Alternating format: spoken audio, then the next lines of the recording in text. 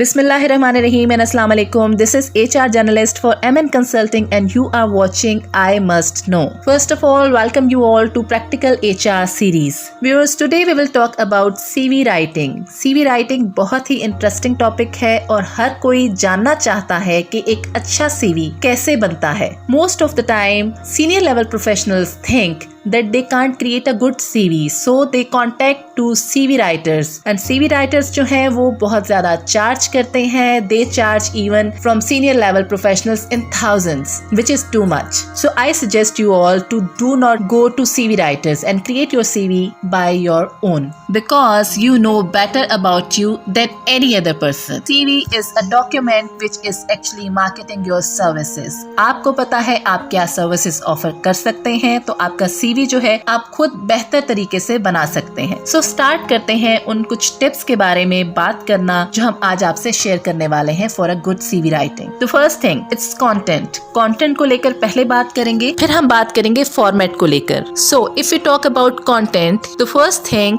Is your name and contact detail. Your name should be written with correct spellings on your CV and it should be bold and prominent. आपके नाम के साथ ही there should be contact details and contact details should not be too much. Your contact number and your email address is enough.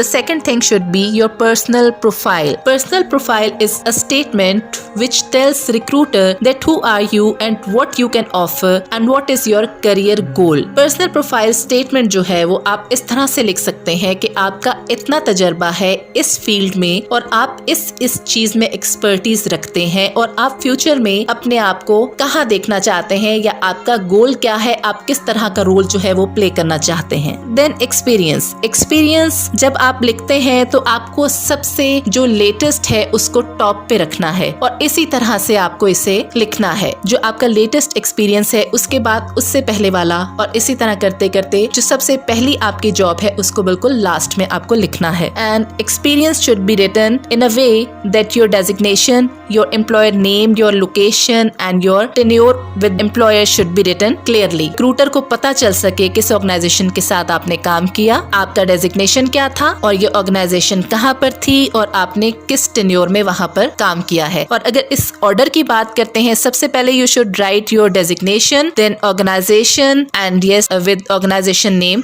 You should mention location and then tenure. Then education and qualification. In this section you should mention your degree and institution name and year. अगर तो आप एक junior level professional हैं, then you can mention even highlights of your degree, जिसमें आपकी achievements आ सकती हैं, आपके बड़े प्रोजेक्ट्स आ सकते हैं, ताकि रिक्रूटर को आइडिया हो सके कि अभी स्टार्ट है करियर का, किस डायरेक्शन में ये कैंडिडेट जो है आगे चल सकता है. देन बात करते हैं स्किल सेट की. स्किल सेट में you should mention your functional skills, your technical skills and then yes you can add your generic skills as well. Skills के ऊपर हम बात करेंगे अपने एक और सेशन में. हम आपको बताएंगे कि स्किल सेट में आपको स्किल्स को कैसे लिखना चाहिए या स्किल्स होते क्या हैं. बट अभी हम बात कर रहे हैं चूंकि इस टॉपिक के बारे में, CV राइटिंग के बारे में, तो जस्ट हम इस सेक्शन की बात करेंगे कि स्किल सेट में आपको अपने टेक्निकल स्किल्स और साथ में जो इस जॉब के हिसाब से रिक्वायरमेंट है वो स्किल्स मेंशन कर सकते हैं. Then at the end, interests and hobbies. Interests and hobbies section is basically for junior level professionals. जब उनके पास एक्सपीरियंस बहुत ज्यादा नहीं होता, उनको CV में कुछ डिटेल ऐसी मेंशन करनी चाहिए कि आपका CV रिक्रूटर को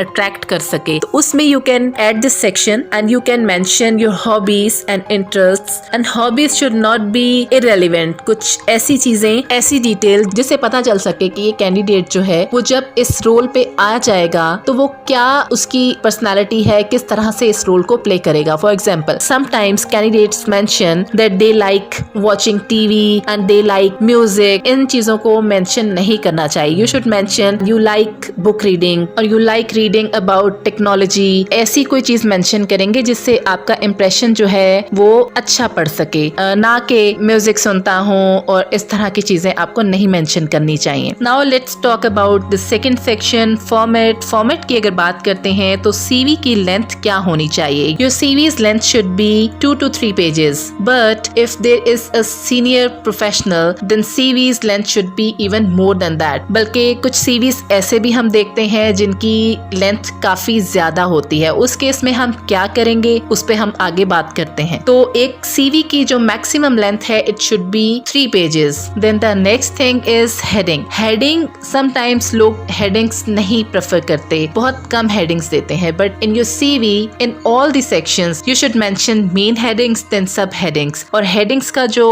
फॉन्ट टाइप है उसको डिफरेंट नहीं होना चाहिए। Sometimes people use italic font size और बाकी सारा टेक्स्ट वो इटैलिक नहीं है, इटैलिक नहीं होना चाहिए। Sometimes candidate use then font type. Font type should be Calibri और एरियल, इसके अलावा कोई फॉन्ट टाइप आप यूज ना करें। Then font size. Font size should be 10 to 12 for text. Other than headings जो भी टेक्स्ट होगा उसका साइज जो है वो 10 to 12 होना चाहिए। फिर हेडिंग्स की बात करते हैं। हेडिंग्स शुड बी 14 to 18, उससे ज्यादा नहीं होना चाहिए। लेकिन अगर एक सीनियर प्रोफेशनल है उसके सीवी में ऑलरेडी बहुत डिटेल होगी, उसका एक्सपीरियंस सेक्शन बहुत बड़ा हो सकता है, उसका इवन एजुकेशन सेक्शन जो है वो भी बड़ा हो सकता है, तो उसको फॉन्ट साइज जो है बॉडी टेक्स्ट के लिए 9 यूज करना चाहिए। 9 से कम नहीं हो और 9 से ज्यादा जो है अप टू 10, 11 हो सकता है। And for headings it should be 10 और 11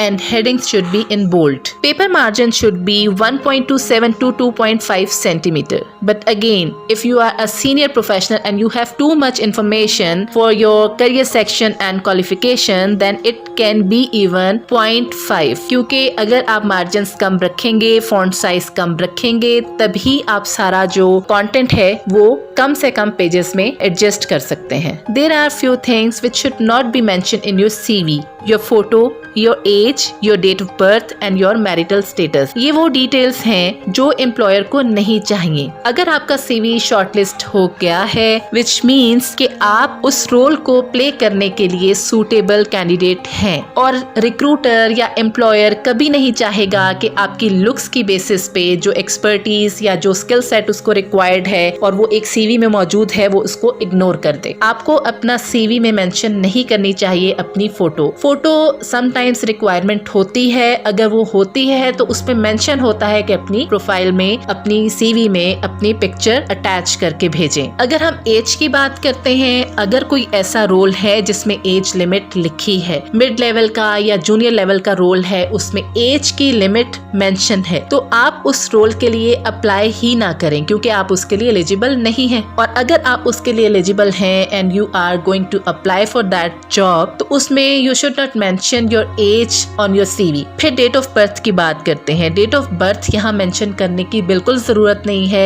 ये वो डिटेल है जो एम्प्लॉयर, अगर आप क्वालिफाई कर जाते हैं इंटरव्यू को और आपके पास ऑफर आ जाती है, ये वो डिटेल है जो एम्प्लॉयर आपसे बाद में कलेक्ट करेगा। उसको इस डिटेल की बिल्कुल जरूरत नहीं है। अगर तो रिक्वायरमेंट है तो वो क्लियरली मेंशन होगी, आप मेंशन कर देंगे। अदरवाइज आपको अपने CV में डेट ऑफ बर्थ मेंशन करने की बिल्कुल जरूरत नहीं है। फिर बात करते हैं मैरिटल स्टेटस की। मैरिटल स्टेटस की भी एम्प्लॉयर को जरूरत नहीं है। ये भी वो डिटेल है जो जॉब एप्लीकेशन के टाइम पर मेंशन नहीं होनी चाहिए। फिर बात करते हैं अपने CV को क्रिएट करने के बाद फाइल फॉर्मेट क्या होना चाहिए। File format should only be PDF। PDF इसलिए कि PDF के साथ जब रिक्रूटर या एम्प्लॉयर आपका CV ओपन करेगा तो उसकी फॉर्मेटिंग जो है वो डिस्टर्ब नहीं होगी। इन सभी पॉइंट्स के बाद एक चीज आपसे शेयर करना चाह रहे हैं, आपका CV should be generic and ready and it should be updated all the time. आपको कोई जॉब नजर आती है आप उस पे अप्लाई कर सकते हैं। फॉर सीनियर प्रोफेशनल्स जब हम बिल्कुल एंट्री लेवल पे होते हैं या हम सीनियर लेवल पे होते हैं, तब हमें नहीं पता होता कि हमारी जॉब जो है वो एक, अगर हम किसी ऑर्गेनाइजेशन में अप्लाई करना चाह रहे हैं और हमारी एक्सपर्टीज बिल्कुल उसके अकॉर्डिंगली है। जूनियर लेवल पे इसलिए पता नहीं होता कि हमारा एक्सपीरियंस बहुत कम होता है और हमें वहाँ पर भी अपना एरियाज ऑफ इंटरेस्ट जो है मेंशन कर सकते हैं या ये बता सकते हैं किस किस जगह पर हमें देखा जा सकता है। सीनियर लेवल की बात करें तो एक सीनियर लेवल पे फॉर एग्जांपल एक डिपार्टमेंट के हेड की बात करते हैं और एक ऐसी जॉब है जो उस डिपार्टमेंट में किसी एक सब सेक्शन की सीनियर लेवल की जॉब है, तो उस सीनियर प्रोफेशनल को करना ये चाहिए कि उसको अपने CV को कस्टमाइज वर्जन पे लेकर जाना चाहिए। उसको वो चीजें ज्यादा हाईलाइट करनी चाहिए जो उस जॉब जॉब की रिक्वायरमेंट है, क्योंकि सीनियर लेवल पे आप इतना काम कर चुके होते हैं कि आपकी प्रोफाइल में बहुत सारी चीजें ऐड हो चुकी होती हैं। उस पूरे विंग में, उस पूरे सेक्शन में जितनी भी सीनियर रोल्स हैं उन सभी पे आपकी ग्रिप होती है। तो आप जब किसी जॉब एड को देखते हैं, अगर वो इस सीनियर लेवल की जॉब है और वो उस पूरे विंग में जिसमें आपकी एक्सपर्टीज है उसमें किसी एक सेक्शन की सीनियर लेवल की जॉब है और आप उसमें इंटरेस्टेड हैं, तो आपको उस सारे एक्सपीरियंस को हाईलाइट करना चाहिए। सो जो सीनियर प्रोफेशनल्स हैं they should always go for customised CV version. अपना सीवी जिस जॉब के लिए आप अप्लाई करने जा रहे हैं उसके हिसाब से ट्यून कीजिए, देन अप्लाई कीजिए। So viewers, it was all about today's session. We will come back with another topic and yes, बहुत सारी डिटेल्स ऐसी हैं जो, जैसे कि हमने स्किल सेट की बात की, हम उसके साथ एक नए टॉपिक के साथ स्किल सेट को लेकर हम दोबारा आपकी खिदमत में हाजिर होंगे। Thank you so much and take care. अल्लाह हाफिज।